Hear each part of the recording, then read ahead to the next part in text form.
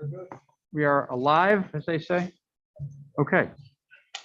I will call to order the regular meeting, Park Board meeting of the Park District of Highland Park on Wednesday, March 30, 2022 at 6:01 p.m. Roxanne, would you please call the roll? Commissioner Bernstein. Here. Commissioner Freeman. Here. Commissioner Kaplan. Here. Vice President Grossberg. Here. President Rodenberg. I am here, thank you. Brian, are there any additions to the agenda? No additions to the agenda. No additions to the agenda. And if I recall, oh, I see how we do. Okay, I see. We'll go to public comment for items on the agenda. All right. As a reminder, this section of public comment is for items on tonight's agenda.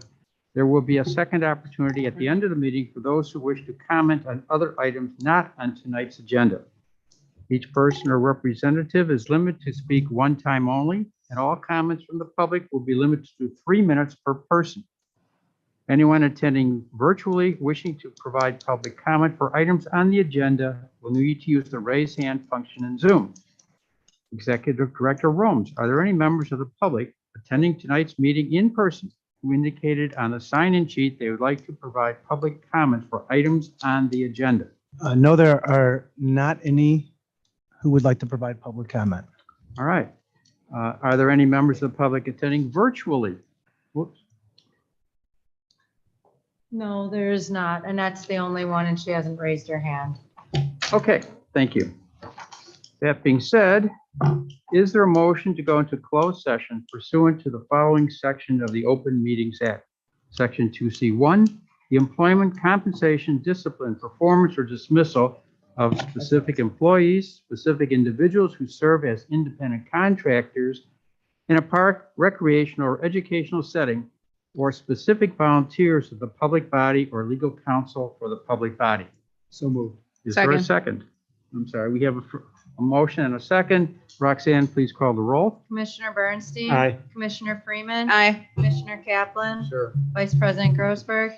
Yes. President Rodenberg. Yes. So the meeting is now adjourned into closed session at 6:04 p.m. We know where we're going. Are we going to Going the to the conference. conference room? Right outside my office. Right. You don't need any of this that's here. Nope. Yes. I always go. Barney, you might want to bring the cheat sheet with you. That's it. Thank you. Where do you go over here? You know, it's funny. Remember, I got criticized for saying we got a slush fund of extra money? Yeah.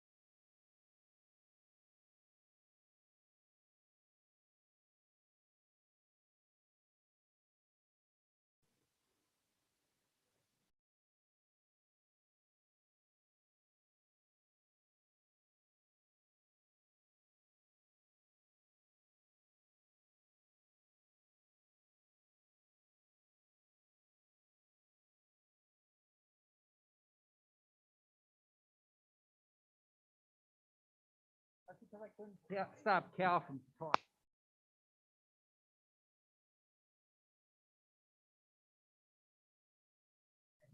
I don't know what happened. I didn't even ask what happened. Oh, I can tell you about that. So much joy going around. Jesus. And behind you, you got a spirit. So. Okay, That was the original plan. all right, are we good? All right, so the regular meeting has reconvened into open session at 6:22 PM. Looking at my Roman numbers, next item is the consent agenda. Is there a motion to approve the consent agenda? Oh, wait, I'm sorry. But for item F, which is the Highland Park Giants, because it requires a bit of discussion. We'll do that today. Today. Roxanne sent the updates. to Cal, us. What's that? we should discuss it today. We got the updates to the agreement. There's a further update which we'll discuss. So we're going to remove the item F, which is approval of the Highland Park Giants CIA locker room license agreement, and we'll put it onto the agenda as for unfinished business. So subject to that, is there a motion to approve the consent agenda? Still so moved. Is there a second? Second. Roxanne, please call the roll. Commissioner Bernstein. Commissioner Freeman. Aye. Commissioner Kaplan. Aye. Vice President Grossberg. Yes. President Ruttenberg. Yes, the motion carries. Financial forecast, treasurer's report, Director Peters. All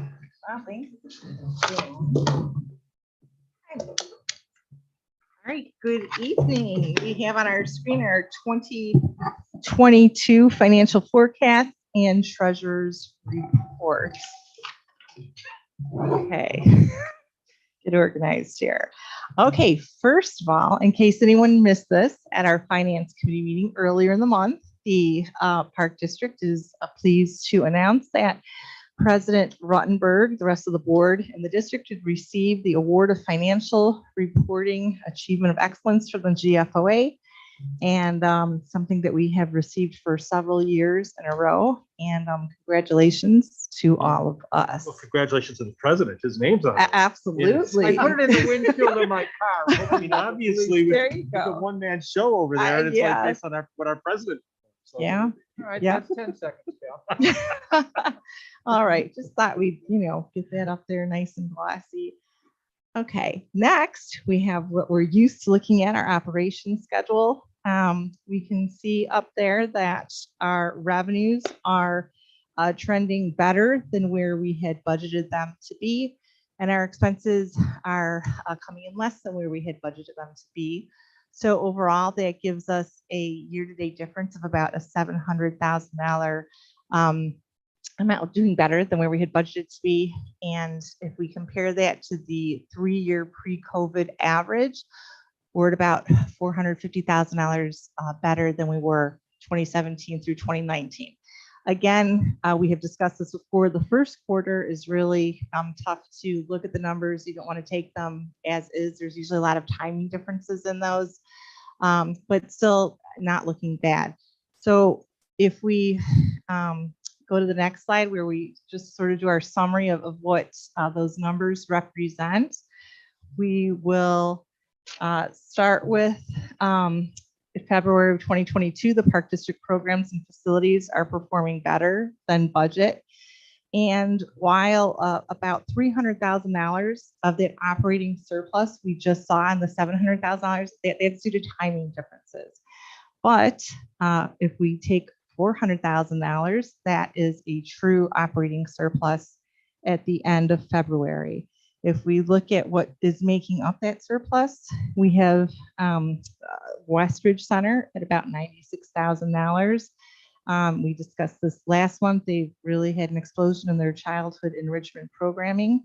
We have Centennial contributing roughly $57,000 to that surplus. It's due to both skating school and gymnastics programming, each having more than 100 additional or extra participants than what was originally budgeted for. Athletics is also helping with the surplus. They have travel baseball, martial arts, and basketball grades 3 through 4. doing better than what was originally budgeted. We have aquatics learn to swim lessons at about $10,000 better than where they had budgeted to be. We've got recreation with about $6,000 more coming in surplus with their open gyms. Additionally, we have replacement taxes, and those are very difficult to budget and have been really off the past couple of years. So they were budgeted lower for this year, and this is definitely a hard surplus that will carry us through the year of $37,000. And then finally, across the district, we have payroll that is about $180,000 below where we had budgeted to be at the end of February. As we do continue to have open positions, that's largely where this number is coming from. So overall, all of this places us in a good position at the end of February. Does anyone have any questions? What is a replacement tax? Okay, so if you remember back in 1979, the Illinois Constitution was rewritten and passed. And when that happened, local governments such as ourselves, we were no longer able to impose or issue taxes on corporations, partnerships, and other business entities that would fall under our domain here in Highland Park. So as a result, when that new constitution was passed, the percentages, they automatically have to pay, corporations have to pay a 2.5% replacement tax on their Illinois net income. Partnerships, trusts, S corps pay a 1.5% replacement tax, and public utilities pay a 0.8% tax. And so then that is reallocated and redistributed to various governmental entities. And so that's where that number comes from. And, you know, it's showing us a rebound of the economy because the past couple of years, those taxes have been not coming in where we budgeted them to be. And now they've come in better. Yeah, I didn't remember seeing it with any significance before. No, they That's have great. not. Great. Any other questions? Carrie? Jen? Nope. Cal? Thank you. Brian? Great. Thank Okay, you. Thank you. Okay. Go to unfinished business then. We'll start with the approval of professional services agreement with DeWalt Hamilton Associates for renovation to Larry Fink Baseball Field. Chris? I know. Right? That was this year. That's good to know. I you. could, yeah. Noise alone. Good evening, everybody. We go back to the first slide quickly. Oh, this is perfect, even better. Well, thank you for having me once again. For those, I thought there's a title slide, of course. Nevertheless, I am appreciative of the opportunity once again to discuss this exciting project at Fink. For those of you that were or that participate in the Natural Areas Lakefront and Parks Committee, you'll recognize some of these slides, but considering all of our commissioners weren't present at that time, I'll just give a real quick high-level brief reacclimation. So as far back as 2018, staff went through a significant sports field master planning process, assessing all of our ball fields, rectangles, soccer, football fields, and the amenities within. Throughout that plan, the 5 priorities staff, the community have established our drainage, amenities, maintenance, complex infrastructure, and field playability. With that priorities being established, we developed a 3-scenario approach, one being maintaining our current infrastructure, another being implementing field turf, and then third, should a parcel of land become available that the district so choose to acquire, we would like to have a complex, but that's not as likely, of course. An effort to help fund some of the unfunded initiatives within that sports field master plan, the athletic boosters were created. The boosters are a subsidiary of the foundation. We have a liaison, Paul Miller, who has been working hand in hand with Ralph Labrador and the rest of the foundation to ensure that we're aligned. We have about 8 participants right now, broken up in many different subcommittees, who are all excited to help with this project. Throughout the planning process and our assessment of our facilities, as I said earlier, 2018 was when this was completed. So we decided as a group amongst the boosters to reassess our fields, our amenities, what we can address immediately with either capital funds or fundraising efforts. And collectively, both staff and the booster group landed on Fink Baseball Field. As you can see here, Fink Baseball Field is a nice field. It has some issues with it, if you will, one being just the nature of play. It's predicated and only available to one age group, 13-year-olds only. So it really hinders our operations, our flexibility in scheduling. Additionally, as we know, Fink is on some sort of floodplain or floodway, which causes significant challenges when rain occurs and we have rescheduling events and things of that sort. So from there, what staff did is we solicited Gaywalt Hamilton, who was very fortunate. Tom Realchek and John Bradley are both here tonight. They've worked with us for many hours on developing a solution to address some of the issues we've deduced at Fink. And this is what it looks like. So the intent here is to have athletic field turf, basically in the infield. So anything you see in brown will be athletic field turf. Anything you see in lighter green will also be field turf. So we're estimating, and I think if I'm incorrect, Tom, forgive me, approximately 30,000 square feet of field turf. The outfield will be natural turf. In conversation with the Gaywalt group, they're recommending us implementing a warning track, which is not currently present, to help with some of the water issues that we may have. With the booster group, part of the intent and part of the initiative was to have a gathering space. So you see here some sort of event space for gatherings.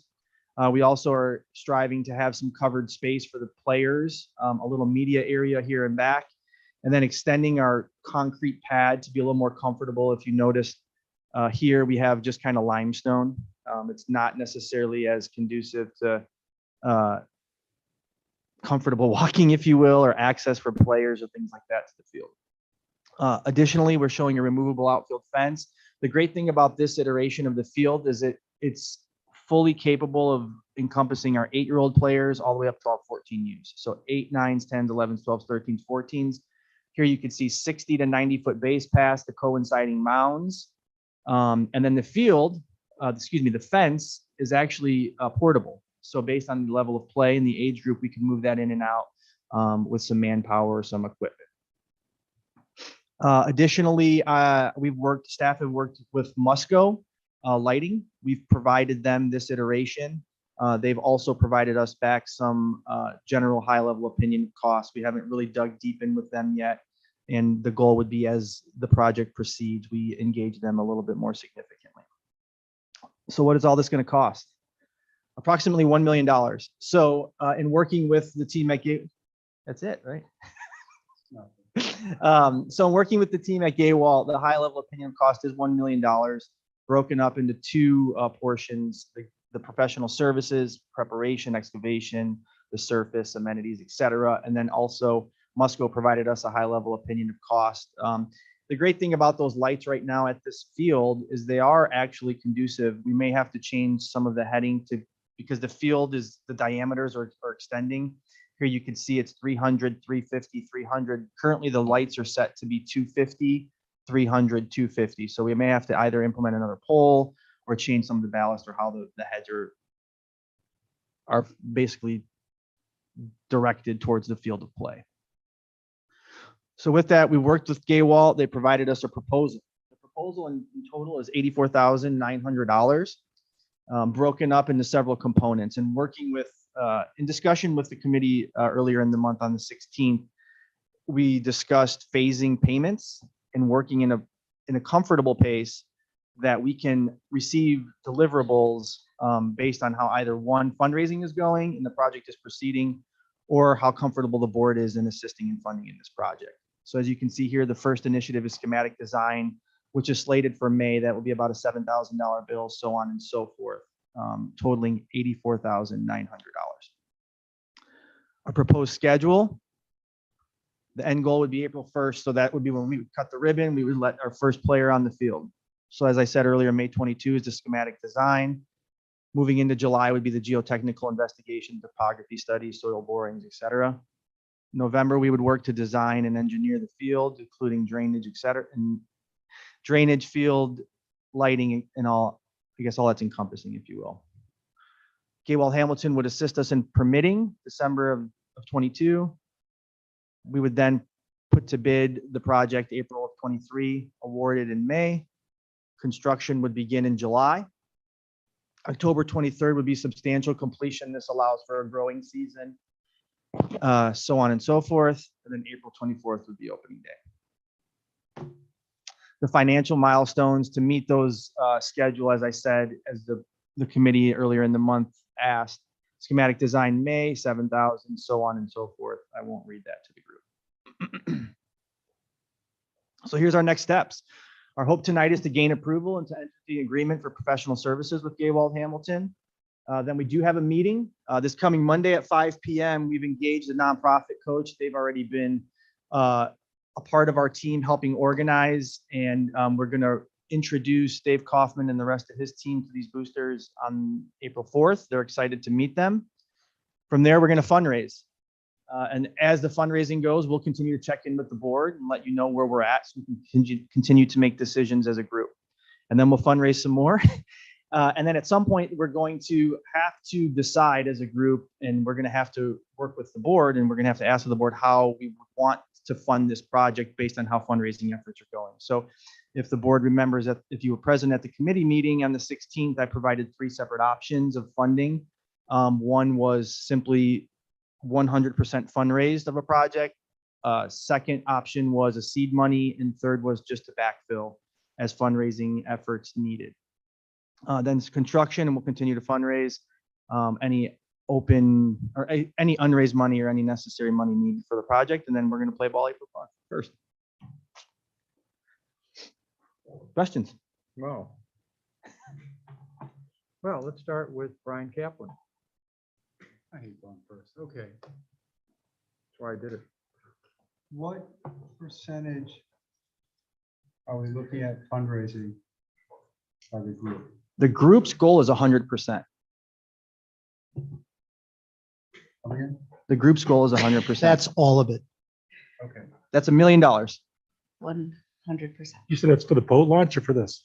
We can talk about the boats launch Oh, later. I'm so confused. Sorry. And so then, if we approve, what are you looking for us to approve tonight then? So the professional services agreement with Gaywald Hamilton to help us begin the process of planning. So as I said earlier in May, schematic design would help fundraising efforts, the renderings and so on and so forth. And then as fundraising commences and we have an understanding of how much money is coming in, the board and staff can make decisions moving forward about how fast or how slow we would like for the project to proceed. Okay. That's all I got. Calvin? I have a couple questions. I didn't see it as part of your proposal, and I didn't ask this at the last meeting, so I apologize. But is there intent to irrigate the outfield since it's going to be natural turf? So aerating is a part of the maintenance. No, like sprinklers.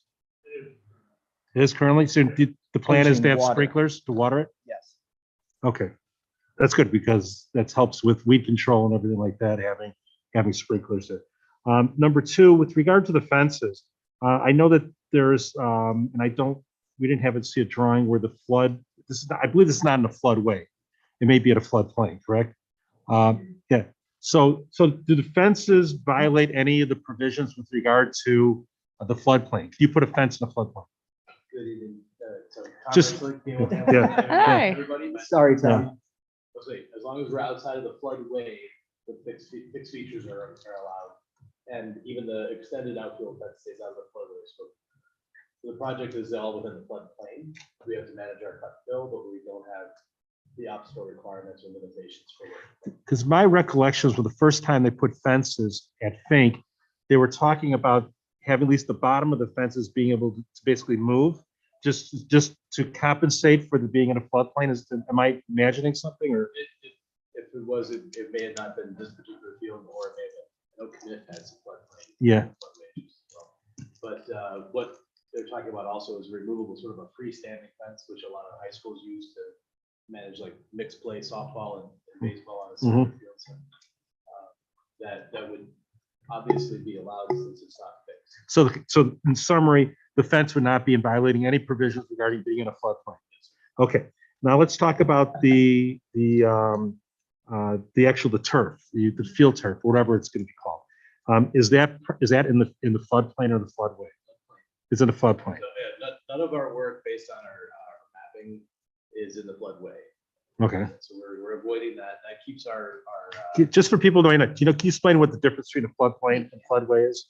these questions all day. Okay. Floodplain. Just give me an opportunity and I will. Okay. In the floodway is the channel in which that river flows when it's under flood. So there's a current. That means that when it's flooded. Yes. when Basically, northern Lake County is drenched in water and it needs to go through Highland Park. That's the channel width of that water going through. The floodplain is the projection of the 100-year crest of where that water would crest out to. So the examples that you guys have probably seen are Sunset Valley. Where we see it probably more. We see it here at Fig Park. I haven't seen it here, but I remember, well, September 19, we had a good flood. We had floods during the construction of Sunset Valley.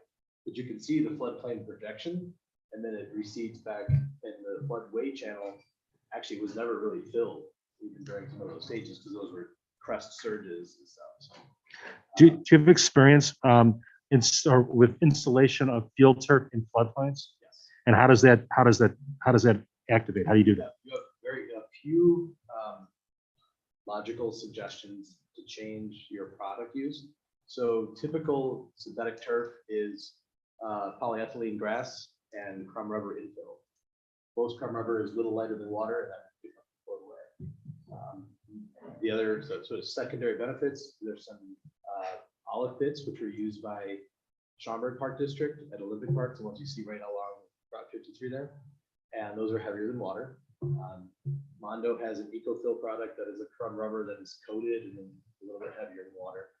But any of those are alternate infill products that you can put in the turf and would not have any issues with floodplain. And typically speaking, the rubber is not a concern from a floodplain perspective. It's more that if it gets picked up and it'll get dragged all the way out to the outfield, you have to go and rig it and bring it back in. So it's more of a maintenance headache. So in summary, it is perfectly acceptable to install a field turf field in a floodplain. And the reason is that the technology is such that when that area floods, and the 100-year floods happen every 5 years now. So whenever there's a 100-year flood, the particles are not picked up and taken away. Okay, so they'll still remain on site. So having the field turf field there will not in any way impact anything downstream. Okay, and it'll be Can I- graded such. Can I just ask, you mentioned the word particles. So what would those particles be? Well, what we would suggest, we've talked about it, it would be, we'd evaluate options during the course of design. But I would suggest that we use what actual field turf as a brand offers in olive core. It's just like crushed olive pits, and they're fairly dense. It makes for an excellent infill in the floodplain because it's heavier than water, won't move. See, what you're probably thinking is like those crushed up tires. Those are the particles. There's other products that are available, other materials that they use. Correct me if I'm wrong. Yes. But there's other materials that they use that as the product has evolved. And so therefore there's things that what I'm hearing tonight is that there's ways of installing field turf in a floodplain that is not going to negatively impact anything downstream or any other. Okay, that's all I need to hear. Thank you. Terry? You cool? Okay. I just want to explore that just a little bit more. First I asked it at the committee meeting. Subsequent to that, I've had some questions from city council folk and things like that. So I just want to make sure I completely understand that. If we go that route with olive pits or whatever, there is no known carcinogen or anything like that that can be washed out into the water that could flow downstream or upstream or any stream. As far as I'm aware, these are very more inherently neutral than the traditional crumb rubber infill. Right? This is a natural product. It's natural. Okay, and so this is what is used to sort of weigh down the turf? Correct. So again, the synthetic turf is comprised of polyethylene grass, carpet, and the infill, the cushion, is made up of crumb rubber. When you're using an olive core or other more dense product, you're gonna put a pad down just like you would under a carpet, but obviously made and designed for exterior use in the water, all that. And that would provide your shock attenuation, so it would feel softer than your concrete surface. Okay. It's not gonna be the AstroTurf that we played on in high school and all had road rash, right? So. Okay, so we have our pad. There's nothing inherent in the pad. No, There's those are- nothing inherent in the fake grass or whatever. Okay, so the problems that other products had was with this weighing down product, and we're replacing that possibly with an olive. Correct. And they're, provided you don't have water running through your turf, then in a non-floodplain environment, the crumb rubber is an appropriate material because you don't have this potential for it to be run off or cast. So this is a clever means of working in the floodplain using natural product. You achieve a couple other hot button items for parts. Right. Okay, I would just request that if we, as this progresses, and hopefully it will, because I'm a big supporter, that we have these studies handy to provide to our sister governments and everything like that, just to ensure them and the public that what we're creating is perfectly safe. I have another question about the field turf, but it has to do with the action of it. So the infield is made from the same material as the baseline, right? Okay. What is the action of that? How I'm 9 years old. A ball's coming to me. Is it coming to me faster than it would at dirt? Slower? Can you explain that? As I understand, I haven't played baseball since I was probably 12, so not recent experience. But as I understand, the synthetic turf for Little League play has achieved a much better consistency of roll and infield bounce. You don't end up with as much inconsistent or a bounce that pops up on you unexpectedly.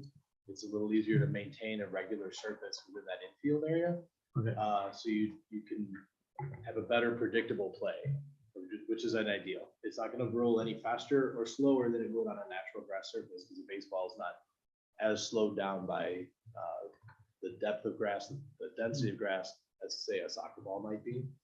So baseball, softball is less affected by the type of grass surface in your infield than a ball that's inflated. Got it. I guess my biggest concern would be, I understand balls hit rocks and balls hit clumps of dirt, right? Is there's issues with the speed of the ball after it comes off the bat, and they've restricted bats, etc. And in my concern, maybe you've allayed it, is that now you think about the AstroTurf that we watched and Yeah. played on and stuff like that, which seemed to accelerate the speed of the ball. I just want to make sure that there's no safety issue in having the field turf Play for our young people. far closer to a natural grass surface than any of our the previous iterations of synthetic turf. And again, based on our coordination and communication with other park districts and schools that we've used synthetic turf surfaces as baseball, it has become desired by players because the surface is more reliable. Play is consistent, so you don't end up with the ball getting an errant bounce or an errant bounce right at the infield outfield lip. So, Well, yeah, that was going to be my final question, was about seams, etc. yes. So maintenance of the synthetic turf will be a part of owning it. So the two primary areas of baseball that get worn are second base slide and right-handed batters. So those are areas where the rest of that 30,000 square feet of turf will last you 8 to 14 years. That's just based on UV to get degradation and wear and maintenance.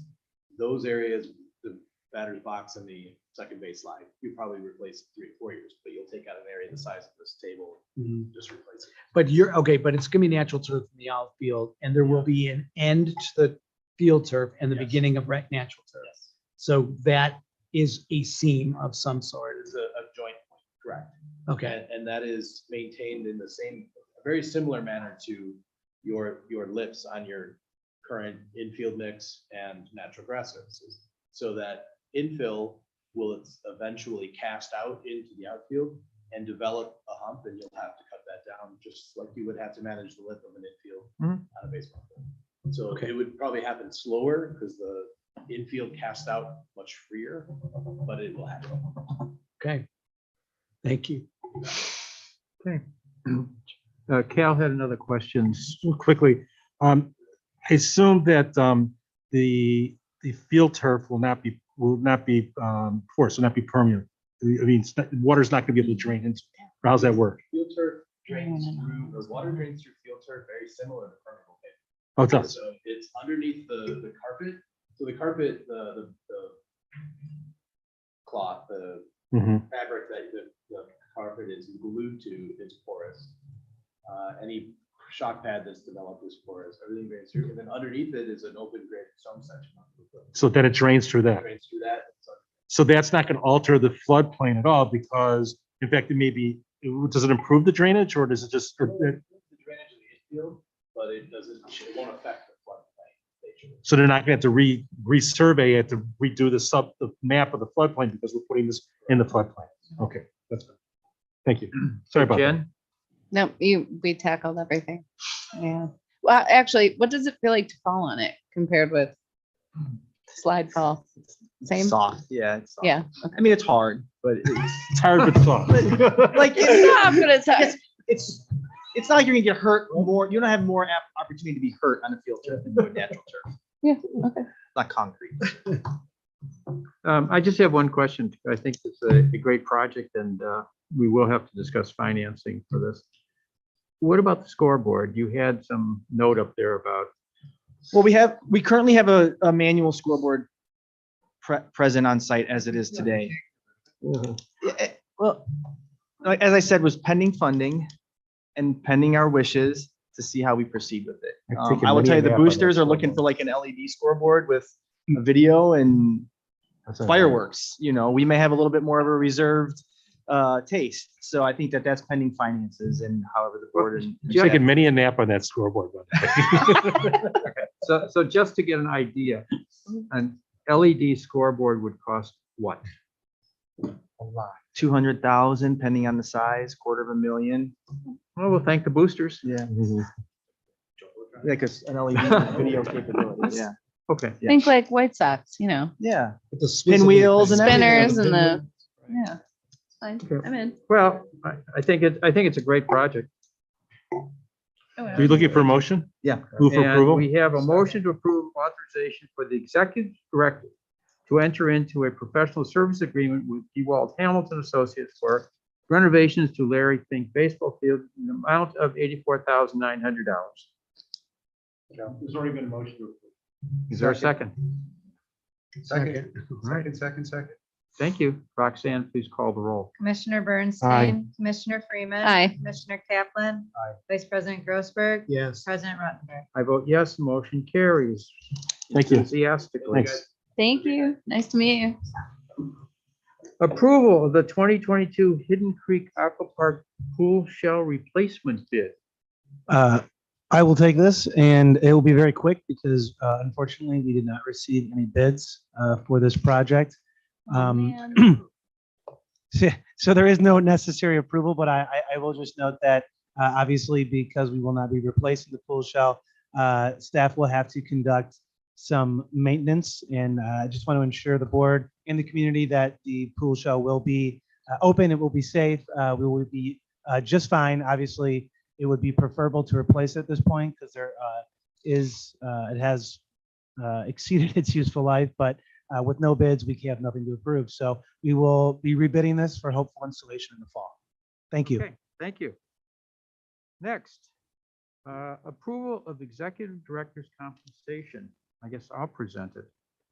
We've discussed I'm sorry, I have to read it first. Is there a motion to approve the executive director's salary increase of 3% retroactive to January 1, 2022 to $154,500, which is in keeping with the terms of the contract with the executive director? So moved. Is there a second? Second. I'm sorry? Jen, is there a Second. All right. Roxanne, please call the roll. Commissioner Bernstein. Aye. Commissioner Freeman. Aye. Commissioner Kaplan. Vice President Grossberg. Yes. President Ruttenberg. I vote yes, the motion carries. Do we talk Thank about the? Yeah. All right. We've moved the approval of the Highland Park Giants Centennial Ice Arena locker room license agreement for discussion at this point. Would you like to present that? Yes, I will present, and actually, if Chris, oh, he's still here, good. Assistant Director Chris Mozowski can come up as well, but so we did include a copy of the agreement, and obviously Chris has presented on this at the facility meeting and in previous meetings, the terms of the agreement, and we are seeking approval to authorize myself to enter into this agreement tonight. However, since this has been put into the packet, some questions have been raised about the agreement. So we wanted to take the opportunity to address those questions and see if we can still have a motion to approve it pursuant to these changes and to get agreement from the board on what these changes are. So I did give an updated copy to all the park board members. They should have it in front of them. So if it suits the board, I can just kind of go through what those recommendations were. And this was, Well, why don't we give everybody a minute or three to go through, and then there'll be a couple things we'll have to talk about. okay. So let's take a minute to just review the comments. I don't know if anybody else has any additional comments they'd like to offer. I did make some comments.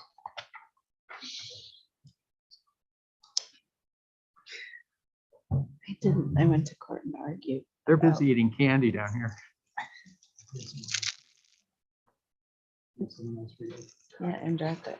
I just found all the things that were The wrong with it. only comment that this is, I think, on page 11, Lisa, your Barney, your comments that you circulated today. I didn't really see it, maybe I missed it. There's a provision that, that the use of this locker room facility would not unreasonably interfere with the park district use and enjoyment of the remaining of the facility.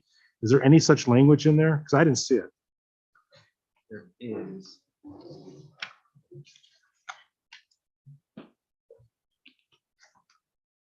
Are we suggesting no rowdy parties?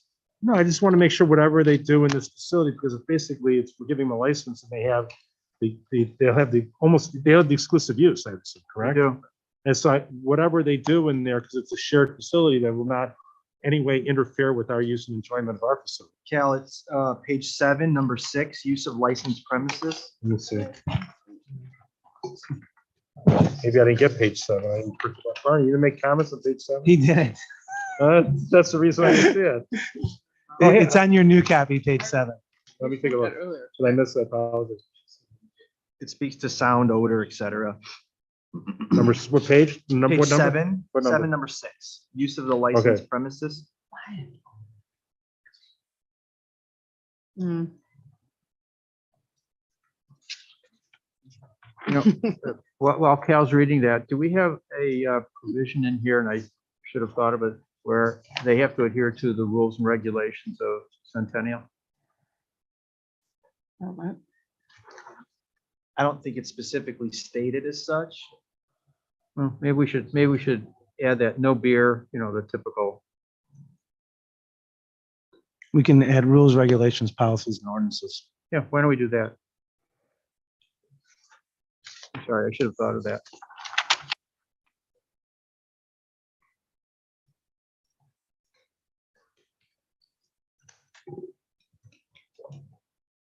Jen, Terry, Brian, any comments?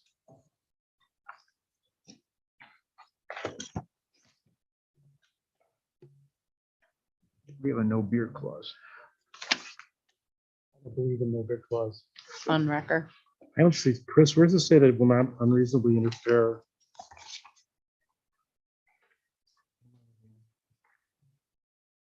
Odor? Sound, To odor. or interfere? Use and enjoyment. It's on page 7 in number Yeah. 6, it's about 4 lines down toward the end, I'm looking here. the right hand will. You know, it's hard, my glasses falls off. Well, it reads, and will not permit the said licensed premises to be used for any unlawful purposes or for any purpose that will injure the reputation of the building of the park district or cause a fire hazard, any sound or odor to emit from the premises to interfere. With the park district use, and I've just added or enjoyment of the facility. I'm I saying love there is the no odor. It's in there as well. No, Ever been in the locker hockey room? smells terrible. Hockey's the word. I don't know how, I wouldn't even agree to odor if I were a hockey player. Strike odor. They have a small unit that covers 1,000 square feet. That's just an. I'm just kidding. I just don't want anything that's happening in this exclusive use facility that any way interferes with our intended use or use and enjoyment of the facility. So if that's in there, I'm fine with it. And the great thing, more times than not, the Giants are not typically present in the facility until the general public. Yeah, I'm just saying this is a standard of police construction. And so Brian has suggested that we add a clause, that they have to adhere to our rules and regulations. So my suggestion is just to move this forward, as we're not micromanaging this, is that why don't we approve it subject to the executive director making any further modifications that his discretion he wants. Reasonable, I don't know what I'm saying. No, I'm thinking, but I would like to focus before we do that on page 4. I'm sorry, I thought that the way it's structured, they present to us evidence that they have 50% of the cost in a bank account. Oh, you want the money up front?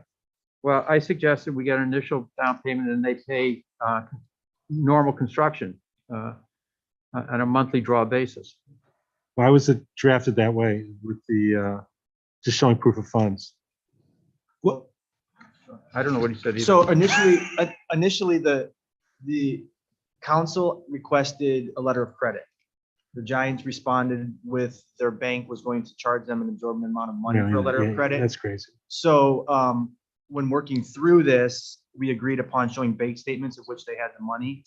And then the justification for not accepting money concurrently as the project proceeded was just administrative timing.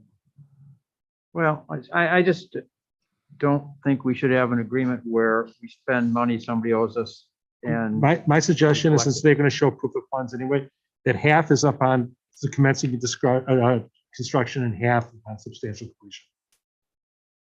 That's fine. Okay. Half when? Half upon commencing construction, half on substantial completion. Is that a problem? Shouldn't be. They have the funds currently. Yeah. So. See, I was being more generous in doing on a draw basis, but. No, it's just this too is easier. complicated. It's too All complicated. right, is that acceptable to the commissioners? Sure. Okay. If anybody wins the cup, I get to take it home for 24 hours. What did you say? If, I No. tell the jokes in this board.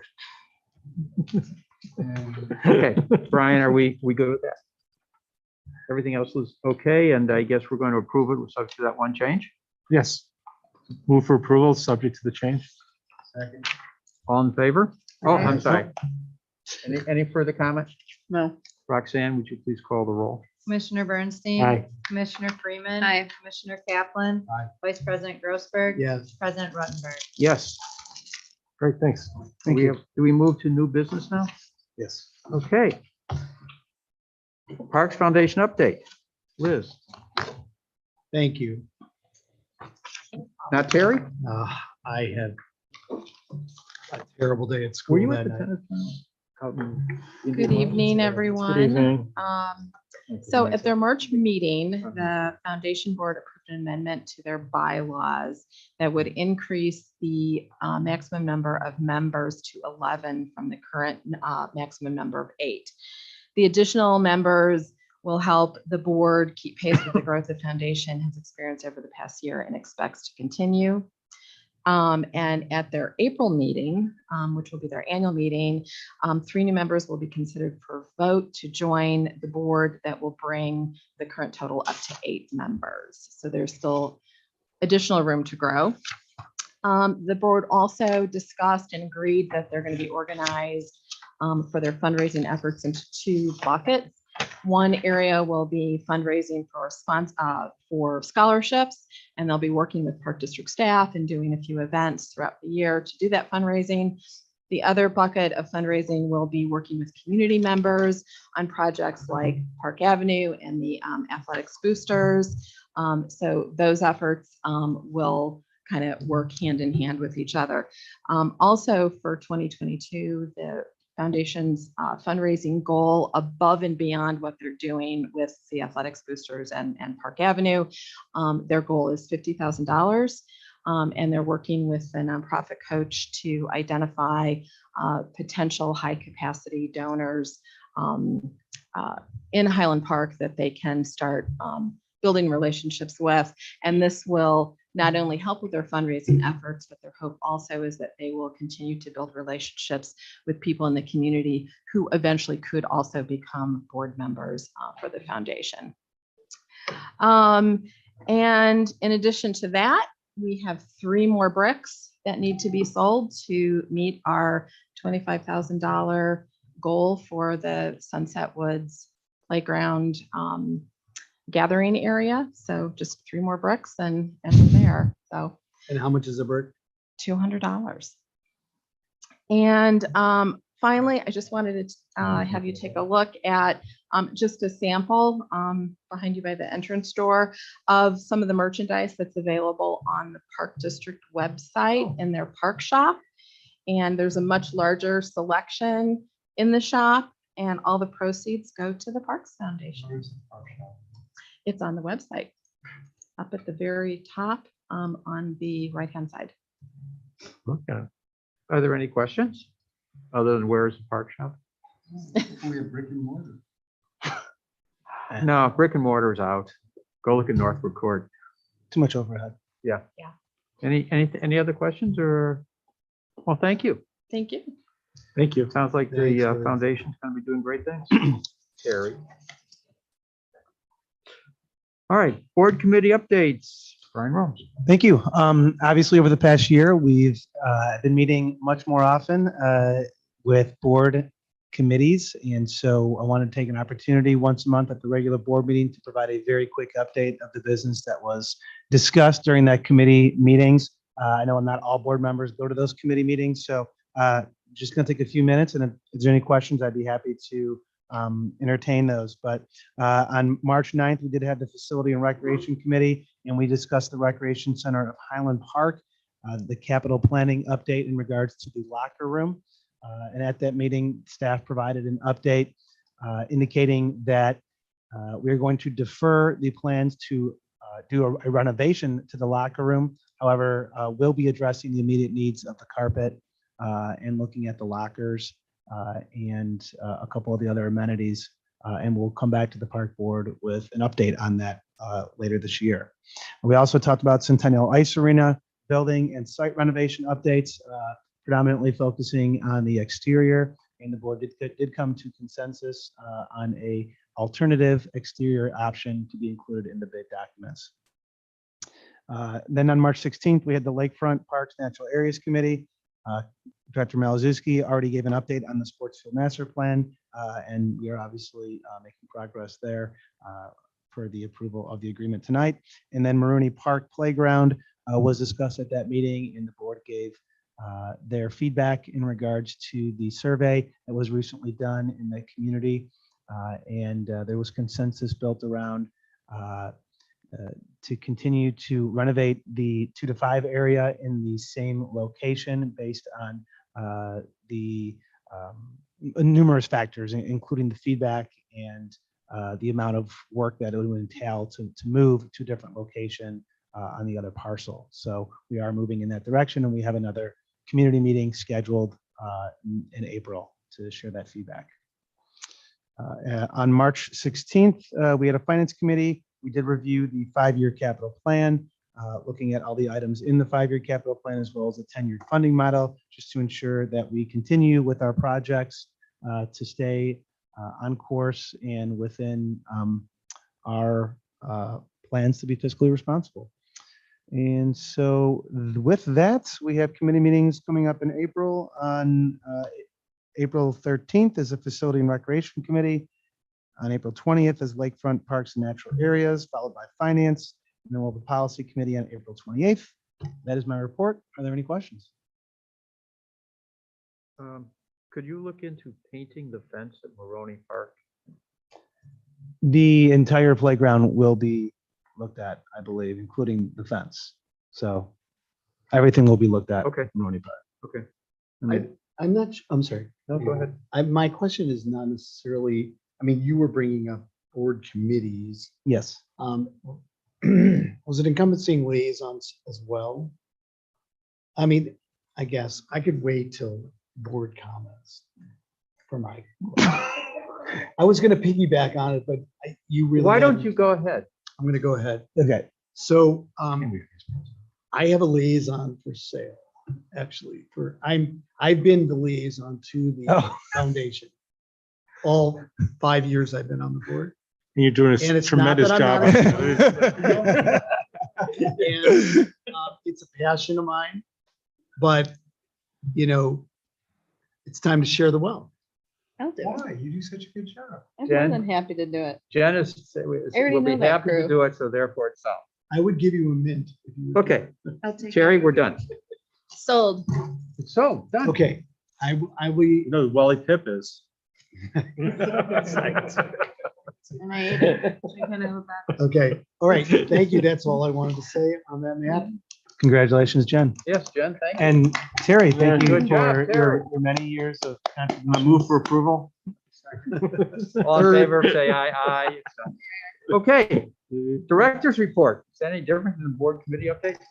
Yes, a little bit different. This will just talk about some of the upcoming amazing things that we are offering to the community in the next month. So wanted to share just a few things, starting with this Saturday. The Sunset Valley Golf Club will have its first junior golf tournament we'll be hosting. So I know the weather is not fantastic, but they're are very excited. There's 72 players that are going to be competing in that event. So that's very How many exciting. kids? I'm sorry? Wow, 72? 72. Yep. And on that same day, we have here at Westridge Center, the Mad Hatter Tea Party, in which there will be a certain favorite bunny who will be here to visit with children and those who would like to see that bunny, as well as many other characters that you would see at the Mad Hatter Tea Party. And then on Saturday, April 9th, we have two events. We have the new doggy egg hunt at 9 a.m., which is here at Westridge Center, followed by the Wonderland egg hunt at 10 a.m. So those events are all on our website. Please check out our website for details, and we hope to see the community there. Only other things that I wanted to mention was that our summer pass sales do go on sale. Our lakefront parking decals go on sale this coming week, and I believe Rosewood beach sales also go on sale this week, and as well as Park Avenue boating storage spaces go on sale. So lots happening, very exciting, getting ready for spring and summer, and that's all I have.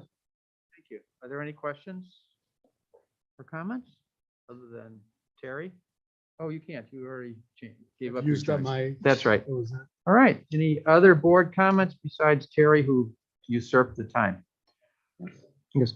I just want to acknowledge that over the last 10 days, I've received, and the rest of my board members received emails with regard to District 112's potential sale of excess surplus property, specifically Olson Park. And I was wondering if our executive director has anything they would like to add in response to those emails that we received. I've received all those emails. Obviously, we don't own those properties. But we do have adjacent properties. And obviously, as a park district, we are concerned for open space as well, but there has not been any business conducted in regards to those properties. And that's, yeah, I've responded to all those emails at this point. So Thank you. And we will discuss that soon. Okay. Is there anybody from the public who would like to speak on items not on the agenda? None. Do we have anybody who is virtually here? Yes. Okay, could you state your name and your address, please? Councilmember Annette Littler. So sorry, not there in person. I just wanted to thank Cal for bringing up the Olson Park issue because as a council member, we too have received numerous communications about the property, which also we do not own. But I'm very happy to see that in various agencies and communities, I know that our city manager, Gita, has responded to all of the letters we've received also. And so due notice is being taken from a very loud and concerted community effort to discuss this property again, even though it's not owned by either the Park District nor the city. So I just wanted to thank you for bringing it up. Good job, Cal. Thank you, Done one Annette. good thing today. Well, at this point, is there a motion to go into closed session pursuant to, Section 2C5, the purchase or lease of real estate, including discussion on whether certain parcel property should be acquired. So moved. Is Second. there a second? All in favor? Aye. Aye. So we are in closed session at what time? Go in the other room again? 7:18.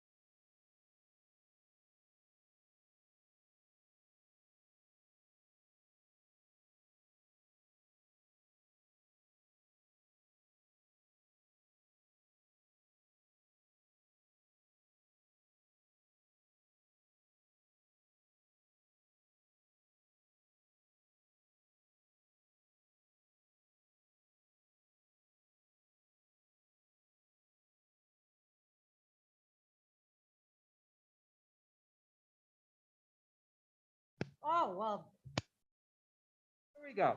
can't complain. The regular meeting has reconvened into open session at 7:43 PM. Is there a motion for adjournment? Motion to adjourn. All in Second. favor? Aye. Motion carried. We adjourn at 7:43. Thank you. Okay, all I need to do for this